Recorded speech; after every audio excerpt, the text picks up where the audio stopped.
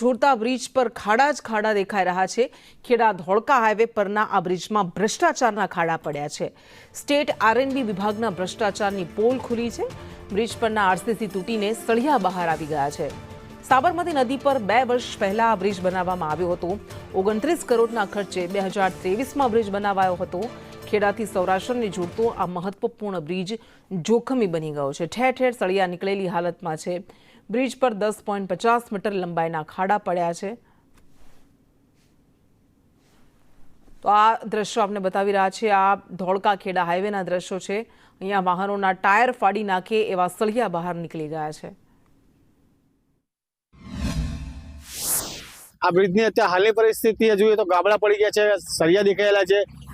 બ્રિજનું કામ છે કાયદેસર ગેરકાયદેસર કામ થયું છે ને અનધરત કોઈ આવડે તો કામ બનેલું એવું લાગે છે અમને। તો આમાં કાયદેસર ગેરરીતિ વપરાયેલી છે।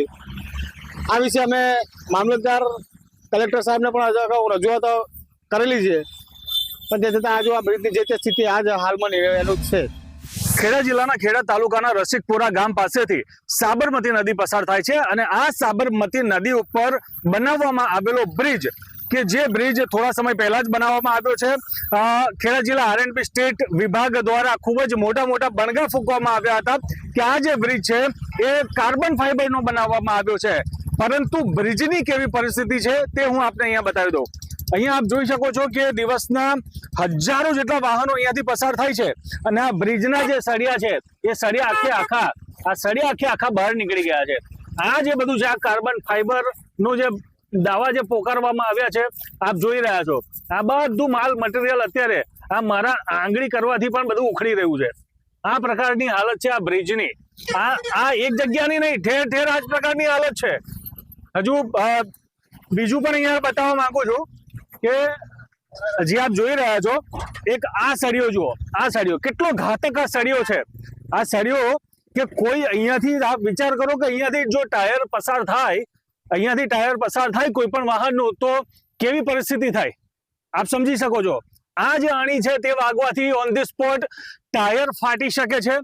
આ બ્રિજ પર કોઈ 40, 50, 60ની સ્પીડે જતું હોય, આ સળિયો જો ટાયરમાં ભોંકાઈ જાય અને ટાયર ફાટી જાય તો તુરંત જ આ જ રોડ પર આ જે બ્રિજ છે તે બ્રિજ ઉપરથી એ ગાડી પલટી ખાઈ શકે છે, 4 પલટી ખાઈ શકે છે, પૂરેપૂરી શક્યતા છે। એ પ્રકારની અહીંયા પરિસ્થિતિ છે, પરંતુ ફક્ત ને ફક્ત આરએનબી વિભાગને પોતાની વાહવાહી લૂંટવામાં જ રસ છે અને કાર્બન ફાઈબર બનાવવાના દાવા કર્યા છે, પરંતુ કેવી પરિસ્થિતિ છે આપણે આપણી નરી આંખે જોઈ।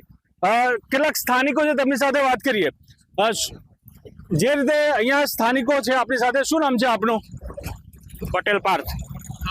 આ બ્રિજ શું પરિસ્થિતિમાં છે અત્યારે? સળિયા બધા બહાર દેખાઈ ગયા છે, બેદરકારી વાળું કામ છે। અંદાજે કેટલા સમય પહેલા રોડ તૈયાર થયો, બ્રિજ તૈયાર થયો? 1 વર્ષ જેવું થવા આવ્યું। બરાબર, એક જ વર્ષમાં આ પ્રકારની હાલત? હા। તો જે રીતે અહીંયા જોવા મળી રહ્યું છે કે આ તમામ જે રોડ છે તે રોડ આખો આરસીસી નો બનાવ્યો છે બ્રિજ, પરંતુ બ્રિજ પર જ્યારે મસ્ત મોટા ભ્રષ્ટાચારના ખાડા પડી ગયા છે। આ એક કાંકરા ખરી ગયા છે, આ જોઈ લો આપ, આ એક કાંકરા અહીંયા ખરી ગયા છે આ બ્રિજમાં। કોઈ પણ પ્રકારનો સિમેન્ટ, કોઈ પણ પ્રકારનો ડામર, કશું જ આ કાંકરામાં દેખાઈ નથી રહ્યું। આ ફક્ત જે મેટલ છે એ મેટલ જ જાણે કે પાથરી દેવામાં આવ્યો હોય બ્રિજ પર, તે પ્રકારની પરિસ્થિતિ છે। ગંભીરા બ્રિજ જેવી ઘટના જો બને ફરી એકવાર ખેડા જિલ્લામાં તો નવાઈ નહીં। આવા તો અનેક બ્રિજ છે કે જેની આ જ પ્રકારની હાલત છે। કરુણેશ પંચમેદી, સંદેશ ન્યૂઝ, ખેડા।